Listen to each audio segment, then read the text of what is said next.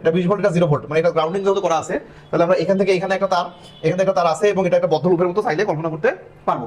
So যদি কোনো voltage 0 হয়, তাহলে একটা পয়েন্ট থেকে আরেকটা জায়গায় যদি আসি, তাহলে ওইখানে আমরা চাইলে কি করতে পারবো, ওইটা দিয়ে একটা বদ্ধ লুপ ধরে আমরা অবশ্যই কারশফ ল অ্যাপ্লাই করতে পারবো। তাহলে প্রথম অংশে যদি আমরা কারশফ ল অ্যাপ্লাই করি, তাহলে আমরা কি পাচ্ছি দেখো, প্রথমে আছে 20 ভোল্টেজ, তাহলে আমরা 20, তারপরে আমাদের কি আছে, কারেন্ট আমরা জানি আপার ভোল্টেজ থেকে লোয়ার ভোল্টেজের দিকে যায়, তাহলে যত আমরা সামনে আগাবো তত ভোল্টেজ ড্রপ হবে। সো এই 2 ওহম রোধ I1 তড়িৎ প্রবাহ আছে, তাহলে সে ভোল্টেজ ড্রপ করবে কত, 2I1। তারপরে আমাদের যদি এখানে আসি, এখানে আছে I। এখন দেখো এই সি বিদ্যুৎ আমরা কি বলতে, I ইকুয়াল টু কি I1 প্লাস I2, দুটো মিলেই তো I, তাই আমরা I এর জায়গায় একবারে যদি I1 প্লাস I2 দিই, তাহলে এখানে মাইনাস I ইনটু 2, তার মানে 2 ইনটু I1 প্লাস I2, এটা সমান সমান 0।